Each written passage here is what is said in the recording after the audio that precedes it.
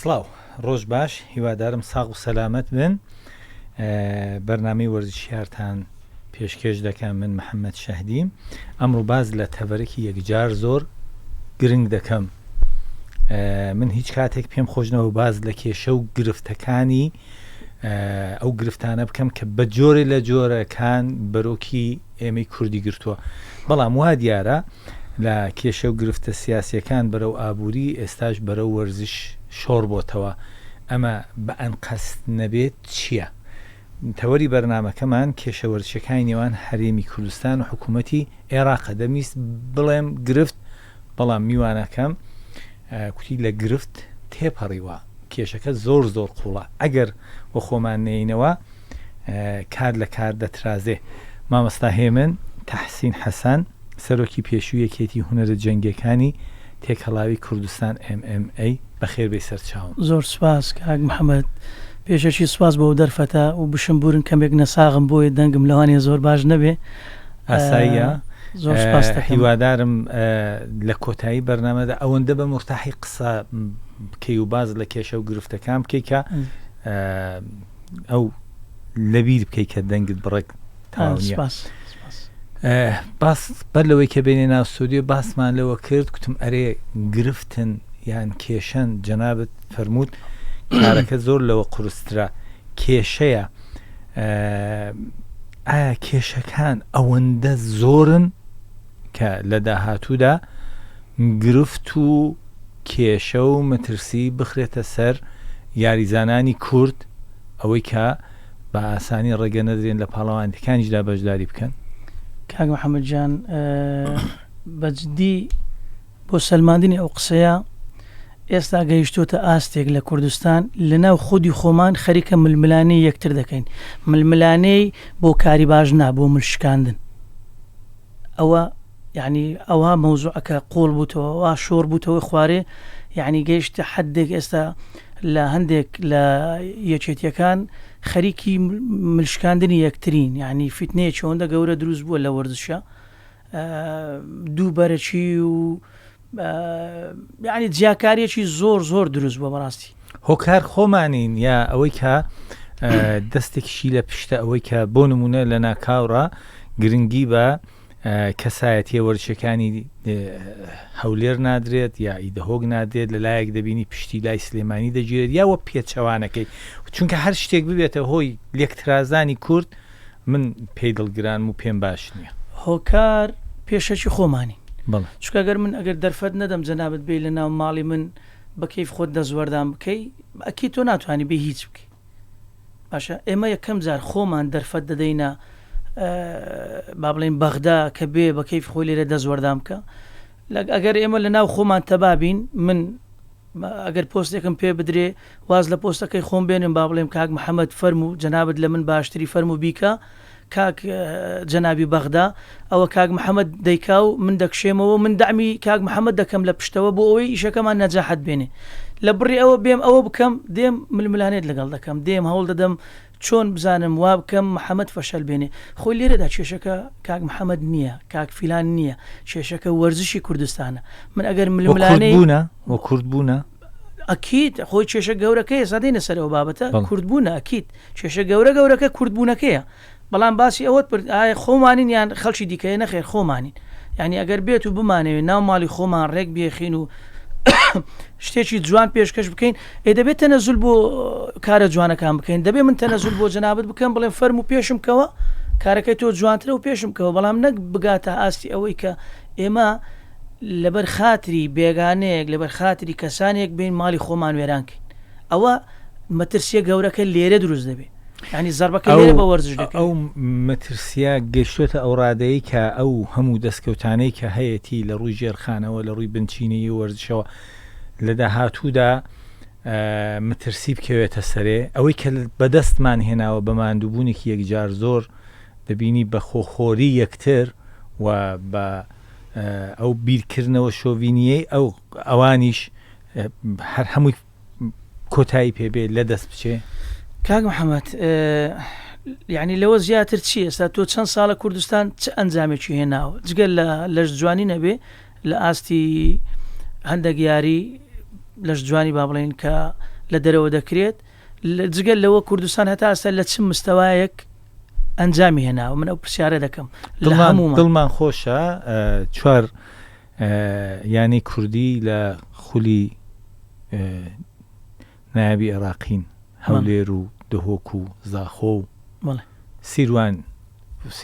نەورۆز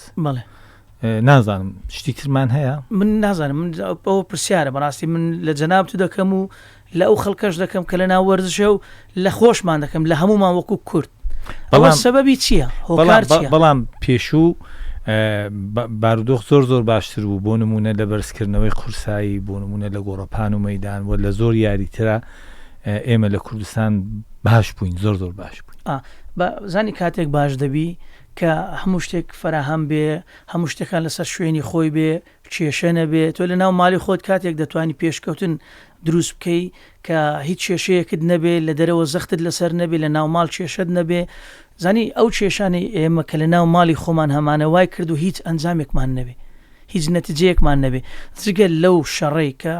تەشقەڵەیەکی زۆر لەلایەن بەغداوە لەسەر کوردستان هەیە وا دەکا کە ئێمە پاش بکەوین بۆ ئەوین لە یاریزانەکانی ئەوان نەتیجە بێنن یاریزانەکانی کورد پاش بکەون ناوی کورد دیار نەبێ ئاڵای کوردستان لەسەر ستێجەکان بەرز نەکرێتەوە ئەوانە هەمووی کێشەیە بەڵام کێشەکە خۆمانین ئۆستاد باشە بیانووی بەرپرسانی وەرزشی حکومی بۆ ئەم تەشقەڵەیە چییە؟ ینی کێشەی سیاسی کە بەردەوام بەرۆکمانی پێدەگرن دواتر ئابووری و ئەوە موچە هات و نەهات و ئەوە کاری ئێمەنیە ئێستا بە وەرزش گوازراوەتەوە دایان هەیە بە وەرزش چیمان لێ بکەن؟ کاک محەممەد و کۆهەی کە جەنابەت باسکردیمە سیاسی نین بەڵام هەندێک شتیش هەیە دەبی واقع بینانە قسە لەسەر بکرێ بەڕاستی زۆر بە واقعی قسەی لەسەر بکرێ ئەو تەشقەڵە سیاسیەیە کە لە مالیە لە ڕووی اقتصادەوە تەشقەڵەمان پێدەکرێ لە ڕووی ئەسکەری و سیاسی و هەموو کایەکانی دیکە تەشقەڵەمان پێدەکرێ ئەکید ئێستا گەیشتیتە حەدێک لە تەسیری لە وەرزشیش کردووە یعنی تەسەور بکە ئەوان بە هەموو نەوەک دژایەتی ئەوە دەکەن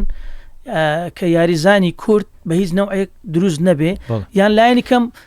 خوڵقمان دەشێنن ینی زانی لایەنی کەم ئەگەر هیچیت نەکەن خوڵقمان دەشێنن یەک بە یەک دەشێنن من بە کەسێشکە دەشێنن کەسێشکە بە کەسێشکە دەشێنن بۆ ئەوی زەوقی ئیشکردنمان نەمێنێ خوڵقی ئیشکردنمان نەمێنێ زانی ئەوە ڕێک لە سیاسەتەوە پڕچکەکەی پەڕێتەوە ناو وەرزش و من بەواقعیت پێ بڵێم ینی ئەو کێشەی من لەگەڵ بەغدا دروست بوو 100% من بە سیاسی دەزانم سیاسیە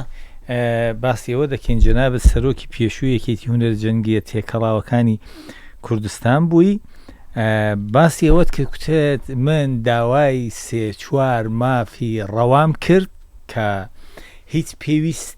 نەدەبوو لە سەرو ینی وەکو برایانی عەرەب پێوە دەمارگرش بن شتێکی بەسیت و ئاسای ئەم شتانە چی بوون کە داوات کرد؟ کاک محەممەد من وەکو سەرۆکی یەکێتی هونەری جەنگی تێکەڵاوی کوردستان دەستنیشان کرام برایانی بەغدا زۆر داوایان لێکردم کە لەگەڵمان بی لەبەرەوەی پێشووتر ئیشمان لەگەڵ جەنابەت کردووە و ئیش و کارەکانی جەنابەتمان دیتە دەمانەوێت لەگەڵمان بی لەو پرۆسەیە ئێمە لە لیژنەوە دەبینە یەکێتی باشە لە لیژنەوە دەبێتە ئیتیحاد بە زمانی عەربیەکەی ئیدی دوای قسەکردێکی زۆر و تەداخڵکردنی چەندین برادر و ئەوانە من ڕازی بووم وتم باشە بەسەر چاو دەیکەین بەڵام من پێشەوەی بێم من داواکاریم هەیە دەبێ ئەو داواکاریانم لێوەربگرن پاشان من لەگەڵ جەنابتان هاو بەش دەبم کوتیان زۆر باشە داواکاریەکان چییە؟ تم پێشە شتێک ئێمە دەبێ یەکێتێکی کوردستانمان هەبێ کە لێرە خۆمان بتوانین خۆمان تەنزیم بکەین و خۆمان ڕێک بێخین و کار و شتەکانی خۆمان لێرە لە ناو کوردستان بکەین مخاتەبی ئیتیحادی عێراقی ئێمە دەبین ئێمە هاوکارتان دەبین ئیش و کارەکانی ناو کوردستان ئێمە تەنزیمی دەکەین دوو لە دە یاریزانی عێراق کە دەچتە دەرەوەی کوردستان باشە چکە یاری ئێمە یاریەکی ناسراوە لە دەرەوە ڕاستی ئێمە لە عێراق تازەیە تقریبان وردە سەر هەڵدای خصوصن لە کوردستان ئەوە 3-4 ساڵە ئێمە ئیشی لەسەر دەکەین دەیناسێنین لەگەڵ برادران تەبعاً من بەتەنیا نیم لە دە یاریزانی عێراق 4یان کورد بێ هۆکاری داواکردنی ئەو 4 کوردەش ئەوەیە وتم لایەنی کەم من بتوانم ئیستحقاقی 4 نەفەر زامن بکەم باشە یعنی ئەگەر بینی ئەگەر 6 یاریزانیشمان برد هەر ئێمە مستەفیدین ئەگەر 10 برد لە کورد هەر ئێمە مستەفیدین بەڵام لایەنی کەم با چارەکە زامن بکەین سێمیان ئەو سێ داواکاریە بوو زیاتر نەبوو شان بەشانی ئاڵای عێراق ئاڵای کوردستانیش لەگەڵ یاریزانەکانی کورد کە دەچنە دەرێ لەسەر ستێژ بەرز بکەنەوە لەبەرەوەی خۆشترین هەستی ئێمە کە ئیش دەکەین ئێمە کارەکەمان خۆبەخشیە تەمان هیچ ئیمتیازاتێکی یعنی تێدا نییە بڵێ مادی هیچ ئیمتیازاتێکی مادی تێدا نیە جگەل لە ڕۆحی نەبێ ڕۆحیەکەش فقط ئەوەیە کە تۆ بچی لەسەر ستێج ئاڵای کوردستان بەرز بکەیەوە هەر ئەوەندەیە هیچ کە نییە داواکاریەکە ئێمە ئەوە بووە بەپێی دەستوری عێراق بەپێی یاسا بە هەموو شتەکانەوە لە عێراق کوردستان دانی پێدانراوە و ئاڵاکەشی دانی پێدانراوە و پەرلەمانەکەشی دانی پێدانراوە منەوانم هەمووی بە مادە بە قانون هەمویانم تێگەیان ئەوە 1-2-3 بیدایەت لەبەرەوەی ئیشەکانمان ڕاهی بێ بڕوا قبولیان کرد بەڵام کە هاتن لە کوردستان کۆبنەوەیەکمان کرد لەگەڵ ئەوان دانیشتین برادرانی خۆشم لەگەڵم بوون کاک پشتیوان میرانی و کاک محەممەد تاڵەبانی لە کۆبنەوەکان لەگەڵم بوون دیسان ئەو شتانمان خستەوە بەردەمیان کوتمان کاکە ئێمە لەسەر ئەو شتانی اتفاقمان کردبوو جەنابتان پێمان خۆشە کتابێکمان بدەنێ بۆ ئەوی بتوانین ئیش بکەین هەتا ئێستا 2 مانگە چاوەڕێک کتێبین هیچتان بۆمان نەکردووە و قبولیان نەکرد هەر لەو ڕۆژەوە پێنجشەم بوو ئەو باسە کرا بۆ ڕۆژی دواتر کە گەڕانەوە بەغدا سعادەی بەیانی بەبێ تەلەفۆن بەبێ ئاگادارکردنەوە بەبێ هیچ نووسراوێک لە گروپەوە لە گروپی واتساپەوە یەکسەری ئەعلانیان کرد هێمن تەحسین حەسەن سەرۆکی یەکێتی هونەری جەنگی تێکەڵاوی هەولێرە نەک کوردستان لە کوردستانەوە هێنانەوە هەولێر مەسەبەکەیان گچکە کردەوە 2 مودەکەشی 9 ڕۆژە باش ئەوە سەرەتایەک بوو بۆ دوورخستنەوەی جەنابەت سەبارەت بەوەی کە جەنابەت 3 داواکاریت هەبوو بە بڕوای من داواکاری نییە و مافە داواکاری شتێکە کە تۆ لە بەپێی دەستور بەپێی یاسا بەپێی ئەو وڵاتی کە تۆ تێیدا دەژی ئاماژەی پێ نەکرابێت ئەوە دەبێتە داواکاری ئاڵای کوردستان باوەڕ پێکراوە هەرێمی کوردستان باوەڕ پێکراوە لە بارحاڵ باشە ئەی ئەوان ناڵێن ئێمە برین ئەوان دەڵێن کوردستان بەشێکە لە عێراق بە پێی دەستور ئەو مافانە بۆی دانراوە ئەگەر بێت و خۆ کورد بچێت بە ناوی عێراق ئاڵای کوردستانیشی پێبێت دەستکەوتێکی هەبێت ئەی دەستکەوتەکە هەر ناچێتەوە بۆ عێراق هەر بە ناوی عێراق نییە کاک محەممەد ئەوان لە هەموو دانیشتەکان لەگەڵ ئێمە بم بوونە باسی برایەتی و هاوکاری و ئێمە وەکو برا دەبین بە یەکەوە ئیش دەکەین شتی زۆر جوان دەکەین یعنی لە قسەکردنەکانیانە هیچ کێشە نییە هەمیشە خوان وەکو برا پیشان دەدەن باشە یعنی ئێمەش ها ساحیبی کولتوری خۆمانین ئەوان کە لە بەغداوە دێن بڕوا بکە ئێمە لێرە میوانیان دەکەین خزمەتیان دەکەین چکە بۆ من لەبەر خاتری شارەکەی خۆم لەبەر خاتری ناوی هەولێر و لەبەر خاتری ناوی کوردستان من دەمەوێت زیافەتەکەی خۆم بە کەسێکی بیانی پیشان بدەم کە لە بەغداوەیان لە بەسڕاوە دێ پیشانی بدەم کە ئێمە میوان دۆستین خزمەتیان دەکەین هەموو شتێکیان بۆ دەکەین بەس لەبەرەوەی دەڵێن ها هەست بەو نیەتەی ئێمە بکەن کە ئێمە دەمانەوێت برایانە نزیک ببینەوە لەگەڵیان بەڵام کە دێتە سەر مەوزوعی قەلەم قەرار ڕەحم ناکەن بە هیچ شێوازێک شۆڤینیتەکەیان ئەوەندە قوڵ بوویتەوە یعنی هیچ شتێک نابینن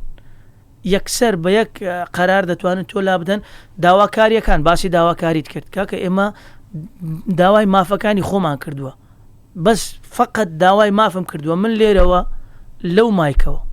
پێیان دەڵێم لێرە تا مردن ئەگەر یەک شتان هەبوو لەسەر شخصی من گەندەڵی بێیان هەر شتێک بێت کە خۆی لادانی سەرۆکی ئیتیحاد چەند مادەیە کە دەبێ ئەو شتانەی لەسەر تەطبیق بکرێ پاشان لا بدرێ بە کۆی گشتی هەیئەی عامە دەبێت کۆ بێتەوە دەستەی گشتی کۆ ببێتەوە ئەو جە لا بدرێ باش نییە بەڵام من نە گەندەڵیم هەبووە ئەو لێرەوە ڕوبەڕوو پێیان دەڵێم ئەو دەیبینن نە هیچ بابەت هێشکە هەبووە کە بێتە شاینی ئەوەی بۆ ئەوی بتوانن ئەو یاریە بەم ئێمە بکەن هەموو مەوزوعەکە ئەوە بووە فقط داوای ئەو سێشتەمان کردو مامۆستا یعنی هیچ کە نەبوو ئەو هەستی نیشتمان پەروەری ئەگەر کەسێک نیشتمان پەروەەر نەبێت زۆڵە جەهل لە هەر نەتەوەیەک بێ یعنی تۆگە عەرەبێک کوتی وەڵاهی من عەرەبم شانازی بە ئاڵای خۆم دەکەم دەبێ شانازی پێوە بکەی فارسێک تورکێک ئینگلیزێک یا هەر شتێک وە کوردیش ئەگەر بە بڕوای من دیسانیش دەڵێم لەوە بە لەسەر من ماڵ بێت هەر کوردێکی شانازی بە ئاڵای بە نیشتمانی بە خاکی بە دایکی بە بابی نەکات زۆڵە کاک محەممەد یەک شەڕەفەیە ئاگدار بە بەڵێ یەک شەڕەفەیە لە هەموو دنیا کە بۆی بمری ئەویش ئاڵایە تەواو باز لە ئاڵای دەکەین مەبەست لە ئاڵا پیرۆزی نەتەوەیەکە وەرزش دەکەی بۆی کە ئاڵایەکەت بەرز بکەیەوە بە دوای هونەردای باز لە کوردستان دەکەی سیاست دەکەی بۆ ئاڵایەکەتە بۆ هەموو شتێکتە پرسیار لەوەیدایە ئەمان تاکەی دەتوانن ئەوە پێش لە هەڵکردنی ئاڵا بەدەست مناڵانی کوردەوە بگرن هەر بەڕاستی ینی شتەکە مەبەستم ئەوەیە بە پێی یاسا تۆ دەتوانی ئاڵات پێ بێ بەڵام هەر بە پێی قەڵەم بڕیار دەدەن کە تۆ ئاڵات پێنەبێ تا سەر بۆیان دەچێتە سەر کاک محەممەد حتا ئەو کاتە بۆیان دەچێتە سەر کە من و جەنابەت لە یەک سەنگەر بین پشت بە پشت بین بەڵام لەبەر ئیمتیازاتێکی زۆر بچووک تۆ پشت لە من بکەی ئەوان هەمیشە دەتوانن بەسەر ئێمەدا سەر بکەون بمبورە هەمیشە ئەوان دەتوانن بەو نقطە دەتوانن لە من و تۆ بیبنەوە کە تۆ لەبەر ئیمتیازاتێکی زۆر تافی و بەسیط پشت لە من بکەی بەس بەو شتە دەتوان لە ئێمە ببنەوە ئەگەنا لە هیچ شتێکە لە کورد ناتوانن ببنەوە بە هیچ شتێک چ بە قانون بێت چ بە هەر شێوازێک لە شێوازەکان بێت بەڵام کاتێک ئێمە دەدۆڕین کە من پشتم لە تۆ کرد یان کە تۆ پشتت لە من کرد من هاتم ئەو شەڕە گەورەم کرد لەگەڵ بەغدایە یعنی ئەو هەموو باس و خواستە شوێن نما نەیگەێنمێ باسی نەکەم کاکە ئەو کێشەیە هەیە قەزیەکە من نیم من دەیدەمە دەستی کەسێک ئەوەتە هەموو برادرانی هوەری جەنجی تێکەڵاو شاهێدن هەموم کۆ کردنەوتم کاکە من لە بەغداوە هەڵبژێردراوم بۆ سەرۆکی یەکێتی هوەری جەنجی تێکەڵاوی کوردستان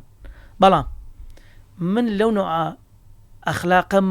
لەو نوع ئەخلاقیەتە نیم بێم فەرزکەم لەسەرتان خۆم بخەمە فەرز لەسەرتان بە من رازین خزمەت کارتان دەبم بە من رازینین چێتان پێ باشەوە عەدبێ لە پشتی ڕابۆستم داعمیشی بکەم و ئەوەشم سەلمان لێرەشەوە یەک وعدم بەو برادرانی خۆمانمدا گوتم حتا ئەو دەقەی من بتوانم دیفاع لە قەزەی ئێوە بکەم بۆ ئەوەی ئێوە بگەینمە شوێنی باش و دیفاع لە قەزەی کوردی خۆمان بکەم لە ئاڵای خۆمان بکەم بەردەوام دەبم بەس ئەگەر بزانم من ئیغرا دەکەن بەشتی دیکە من ئەو شتانە بە قوربانی ئاڵای کوردستان ناکەم هەموو مڵکی دنیا لەسرم تاپۆ بکەن من بەو شتانە ئیغرا ناکرم بالفعل قسەکەی خۆشم سەلمان من خۆم کردە قوربانی ئەو شتانەی کە ئەوان پێیان خۆش نەبوو من داوام کرد ئەوەش نەتیجەکەیتی مامۆستا کێشەوەرزشەکانی عێراق لەگەڵ هەرێمی کوردستان تەنیا لە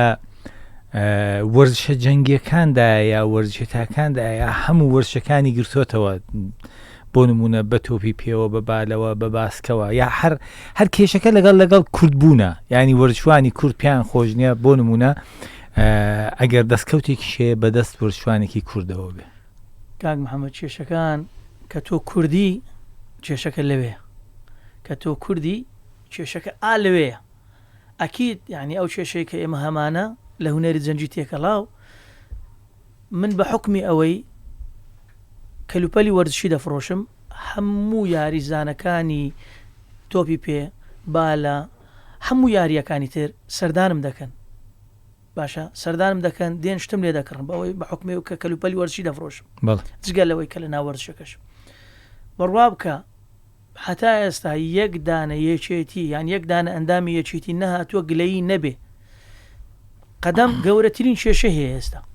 من لە ناو قەدەم نیم لە ناو ئیداری قەدەمیش نیم بەڵام من لە هەواڵەکان و لەو کێشانێک کە بۆ یانەی هەولێر دروست بووە خوێندنەوەم هەیە کە کێشەی زۆر گەوریان هەیە فەرمەوە شایستە دارەکانیان نادەنێ باشە لە کیک بۆکس کێشە هەیە لە ئەوە کێشە هەیە نامەیە ناوی هەمووان بڵێ هەمووی کێشە هەیە هەموو کێشەکانیش بۆ یەکش دەگڕێتەوە ئەویش کوردبوونە چۆن لەگەڵ کوردستان کێشەی هەیە ئەوانیش ئەوامرەکانیان لەسەرەوە شۆڕ دەکەنەوە بۆ هەموو یەکێتیەکان لە لیژنەی ئۆڵمپی عێراقی و لە وەزارەتی وەرزش و لاوانی عراقی شۆڕ دەکرێتەوە ئیدی دەبێ بۆ شێوازە ئیش بکرێ. باشە ئامانجی لێژنەی ئۆلمپی عێراقی و بەڕێوەبەرایەتی وەرزشی عێراق لەو پشتگوێ خستن و لەو جیاخوازیە و لەو جیاکردنەوە و لەو ئێحمالکردنە چییە؟ ئامانج بە بڕوای جەنابەت وەکو کەسێکی شارەزار لە بواری وەرزش. کاکە محەممەد بڕوا بکە هەمووی بابەتەکە سیاسیە ینی من زۆر شتێ ناتوانین لەوانەیە لێرە ئاماژە پێ بکەن چکە بەرنامەکەم سیاسی نییە بەڵام بابەتەکە سیاسیە یعنی ئەوانت لە هەموو شێوازێک بە هەموو شێوازێک دانەوێت نەفەسی کورد تەسک بکەنەوە بە هەموو شێوازێک دانەوێت بازنەی کورد تەسک بکەنەوە بۆی کورد ناتوانێت هیچ بکە. یعنی ئەو فترەی لە 90ەوە تا 2012 و 13 و 14 و 15 ئەوانە تا 2014 بە گشتی شەڕی داعش دروست بوو. ینی نەوعەنما لە کوردستان ئازادیەک هەبوو قسەمان وەردەگیرا و نازمان بەسەریاندا دەڕۆی بەڵام دوای بینیان کە ئەو دەرفەتدانە بە کوردەست بۆ زەرری خۆیان دەگەڕێتەوە بە حسابی ئەوان بۆ زەرری خۆیان دەگەڕێتەوە نەک بە حسابی ئێمە بە حسابی مە بە پێچەوانەوە. بۆ نمونە ئەگەر یاریزانێکی کورد تەمرینێکی باش بکە باشە خۆی باش پێ بگەێنێ خۆی باش دروست بکە بەیانی ئێمە بمانەوێت نەمانەوێت لە زمنی ئیتیحادی عراقی دەبێ بچینە دەرەوە باشە ئەگەر ئیمتیازاتێکی هێنا لە ئاستی دنیادا لە ئاستی جیهاندا پلەیەکی هێنا کووردە بە پاسەپۆرتی عراقی باشە ئیمتیازە هەر بۆ عراقیش نییە با کابرا کورد بێ بەڵام ئیمتیازاتەکە هەر بۆ عراقیشە نازناوەکە بۆ عراقیشە شانازیەکە هەر بۆ عراقیشە باشە بۆ دەبێ ئەو شۆڤینیە بگاتە ئاستێک ئەوەندە کوێر بن مەسلحەتی خۆشیان نەبینن. بەداخەوە باشە بەڕێوەبەرایەتی وەرزشی کوردستان چی پێدەکرێت بۆ ئەوەی کە ئێمە بەلایەنی کەم بڵین کاکە برایەتی ئەوە نابێ برایەتیش آخر ئەوەنیات تۆ من پشتگوێ بخەی جەنابەت دەستکەوتەکە بۆ جەنابەت بیا ئەوەی کە لە ئێمە ماوەیەکی زۆرە دەردی دڵ دەکەین دەردی دڵ ئەوەی کە دەڵێ بۆ نمونە یاریزان هەیە خەڵکی بەغدایە خەڵکی بەسرەیە خەڵکی کوێیە کەسی چوارەم و سێم و پێنجەمە ئەو دەبەن بەڵام کوردەکەی هەولێر و زاخۆ و سلێمانی نابن ئەوە برایەتی نییە بەڵام چی پێ دەکرێت؟ واللهی کاکە محەممەد من پێم باشە ناڵم چی پێ دەکرێت وەڵامت نادەمەوە لە بەرەوەی من لە ناو بەڕێبەرایەتی گشتی وەرزش نیم مۆزەفی هیچ دام و دەستگایکی حکومیش نیم بەڵام من دەڵێم دەکرێت لەگەڵ بەغدا کۆبنەوەیەک بکرێ پێیان بگوترێت لە وەرزشە ئیتر بەسە ینی دەبێت حدودێک بۆ بەغدا دابدرێ ئیتر بەسە لەوێەوە ئەمر بکەی لە هەولێر بە کەیف خۆت دەسوەردان بکەی و وەرزشی کوردستان بشێوێنی بەجددی دەکرێت ئەوەش بەسەراحەت لەسەر ئاستی باڵا دەکرێت ئەوە لەسەر ئاستی باڵا دەکرێت ئەو ئیشە یعنی من لێرەوە داوا دەکەم بەڕاستی زۆر بەجددی ئەو داواکاریە دەکەم ئەکیدم ئەو قسەی من قسەی دڵی هەزاران وەرزشوانی کوردستان کە ئێستا لێرە من تۆ دەبینن لێرەوە ئەو کێشەیە فقط بە دوو شەخص چارەسەر دەکری ئەویشیان یەکیان جەنابی کاک مەسرور سەرۆکی حکوومەتی هەرێم ئەوەی تریان جەنابی کاقوبات تاالبانی جێگری سەرۆکی حکوومەتی هەرێم چکە دوو کەسی باڵا هەم لە حکومی هەم لە حزبی بەجددی ئەگەر جەنابیان نێنە سەرخەت نقطەیەک بۆ ئەو کێشانە دانەنێن ڕێچکەیەکی تازە بۆ وەرزشی کوردستان دانەنێن تا ئێراوا هاتووە بەڵام لێرەوە دەبێ بۆ شێوازە بڕوە ئەو ئیشە نەکەن قەنەعەت بکە وەزعەکە زۆر لەوە خراپترە کە من و تو ئێستا باسی لێ دەکەین چکە شتی دیکە ڕوودەدا یعنی شتی وا ڕوودەدا لە غەیری تەوەقعاتی من و تۆ دەبێ یعنی یەکتر عاجز دەکەین لە ناو خودی خۆمانە لەسەر قسەی ئەم و ئەو دڵنیام سەرۆکی حکوومەت و جێگریشی ئەوەندە خەمی خەڵکیان هەیە ئەوەندە خەمی هەموو بابەت و سێکتەر و موچە و ژیانی خەڵکیان هەیە کە بەلایەنەوە زۆر ئاساییە کە سنوورێک دابنێن بۆ ئەوەی کە بەلایەنی کەمەوە لە چیدا ڕەنگە نەکرێ بە بەغدا بڵێ تۆ دەبێت ئەوە بکەی بەڵام دەکرێت کۆدەنگیەک هەبێت لە ناو کوردستان ئێمە دوژمنمان پێخۆش نەبێت پشتی یەکتر بگرین کاتێک کە بەرپرسێکی وەرزشی لەلایەن بەغدایەوە بەڕێدەکردرێت یا ئەوەی کە دەست لە کار وا دەکەن دەست لە کار بکێشێتەوە یا دوور دەخرێتەوە لێرە لە ناو خۆدا ئێمە پشتی بگرین دوایین پرسیارم و دوایین وتەی جەنابەت بۆ ئەوەی کە مافی وەرزشوانانی کورد لە هەرێمی کوردستان کە دەڵێم هەرێمی کوردستان کە لە برایم خەلیلەوە دێژورێت تا کەلار و ئەولای هەموو کوردێک بە چایەک چالی بکەین نەخورێت دەبێت چی بکرێت ئەوەی باسم کرد ڕجا دەکەم یعنی وەکو تکا دەکەم جەنابی کاک مەسرور جەنابی کاک قوبات دەبێت سنوورێک بۆ ئەو وەزعی کە لە کوردستان هەیە لە ورشە دابندرێت یعنی من تکان لێ دەکەم نیو کاتژمێری خۆیان بۆ وەرزش تەرخان بکەن 20 ساڵ وەرزشی سرحەت دەکەن دواوتەی من ئەوەیە من داوا دەکەم نیو کاتژمێری خۆیان لە بەرنامەی کاری خۆیان نیو کاتژمێری خۆیان بۆ وەرزش تەخسیس بکەن و دابمەزرێنن بۆ ئەوەی 20 ساڵ وەرزش ئیسراحەت بکە و نەفەسێک بێتەوە بەروەرزش چکە وەرزش هیچ کەمترنە لە سیاست بۆ ناساندنی گەلێک بەو فەلسەفەیە دەبێ ئیش بکەین دەستی جەنابەت خۆش بێت لەوە دڵنیام کە وەرزش هیچی کەمتر نییە لە سیاست زۆربەی وڵاتان هەن سەرمایە گوزارێکی یەکجار زۆر لەسەر وەرزش دەکەن بۆ ئەوەی کە خۆیان بسەلمێنن بڵێن ئێمەش نەتەوەین ئێمەش وڵاتین ئێمەش کیانێکی سەر بەخۆمان هەیە ئێمەش ئاڵامان هەیە ئێمەش دەتوانین لێتان ببینەوە ئێمەش مرۆڤین جاری وایە دەبینی گۆڵێک دەکردرێ یەک نەتەوە دڵخۆش دەبێت یەک نەتەوە با ئێمە گۆڵەکانمان بکەین و نەتەوەی کوردیش دڵخۆش بێت بەخواتان دەسپێرین خواتان لەگەڵ